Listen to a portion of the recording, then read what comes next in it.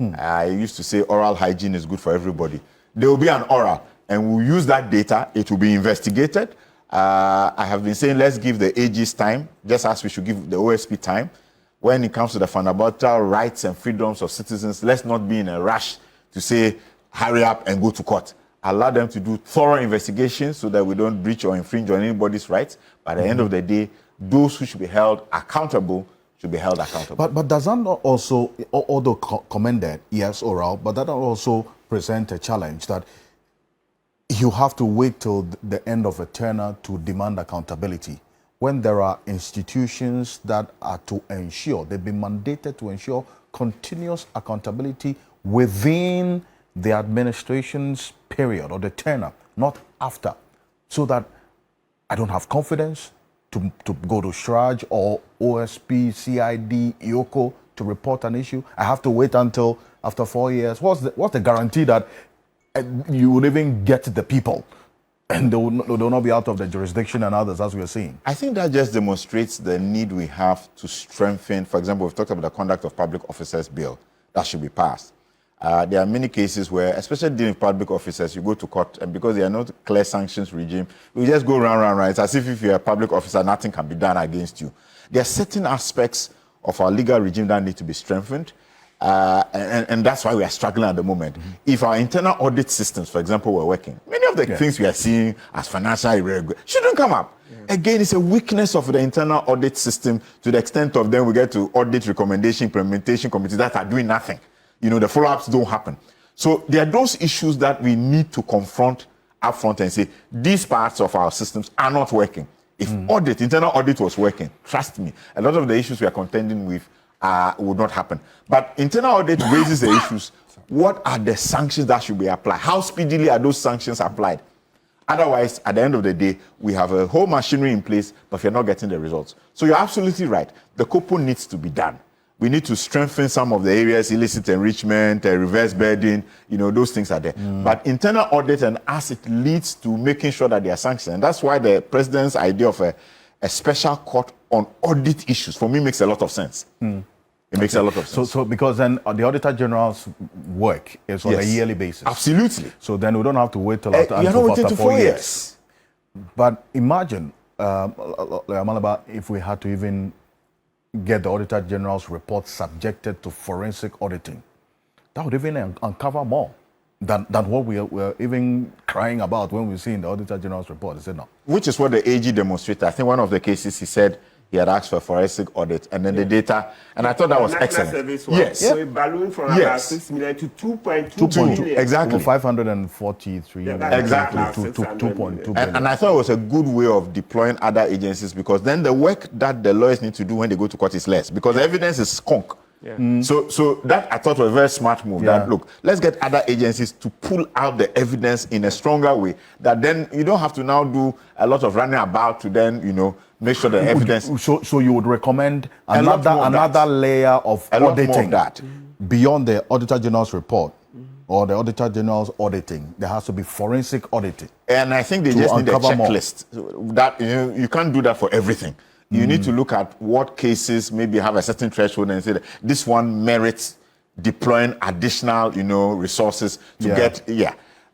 Let's not attempt to do it for everything. So select based on some criteria so that additional work can be done. Amaliba, oral work, waste of time, or indeed coming to fill that particular void that Martin Bebo talks about. Dr. Zato is of the view that, look, if this was an approach taking, then why do you deliver a certain form of freedom to others by instituting nolle prosequis, or, as it were, deciding to discontinue some cases of persons associated with your party and then pursuing others who are outside of your party? One of the issues that came up during the last election was fighting corruption. Because we got to this point where each other day, and sometimes people say each other week, we had acts of corruption or scandals breaking. And today, there are people who are still wondering how a government can be in place for 9 months and there's no scandal. Because they had gotten used to the scandals in the last administration such that they thought corruption scandals were a necessary byproduct of governance.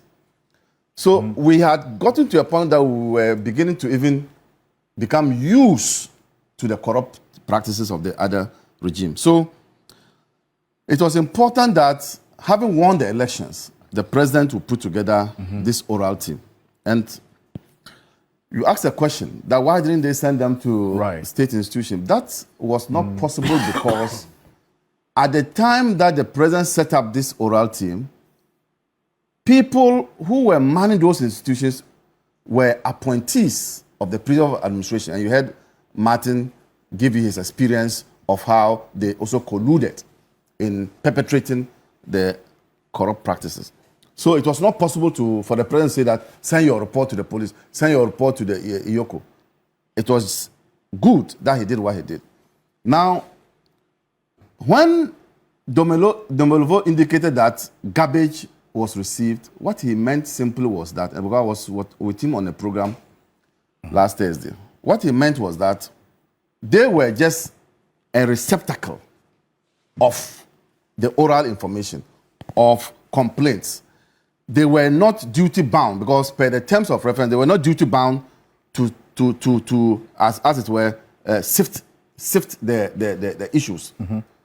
So he didn't mean that garbage was thrown at them. But what he meant was that as a receptacle, everybody could bring information to them, but because they had no opportunity or they didn't have the requirement to look into those matters, what they did was to hand over entire processes to the Attorney General.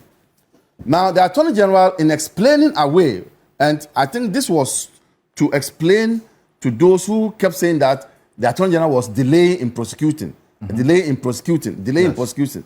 That part of his press conference was to tell people that we needed to do some further investigations into the matters so that at the end of the day, when I'm going to court, I'll have evidence that can stand the test of time. So those saying that I was delaying, I wasn't delaying. I was actually working behind the scene, and I am now done, and he has told you the number of cases that are now ready to go to court. So that, for me, is to explain away those who were saying that they were delaying. But has oral done us good or bad? It has.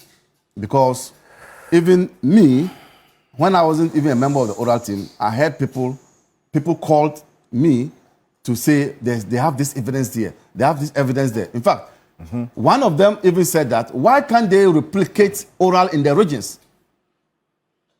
And I remember I called Okujeto, and Okujeto said that no, what they would rather do is to have an email address, so that if you have, you can send it through their email address. I'm sure Martin is aware of how you receive some information there. Yes. And we went to Tamale. So, exactly. And that call actually came from Tamale to me. So I am of the view that what oral has done has saved this country. Look at what is happening at Buffer Stock. We'll get there. That's the second part of the conversation. Yeah, you get the point. Bonnie and Clyde. Husband and wife. You know, So Bonnie and Clyde. the Attorney General's press conference on was it on Wednesday or Tuesday? Wednesday.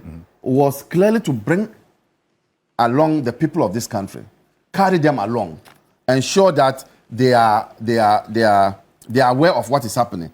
That's why he said he was going to report to the sovereign people of this country. And so it is about accountability. Good governance requires that you carry the people along. And that's what Attorney General did, and I agree with him.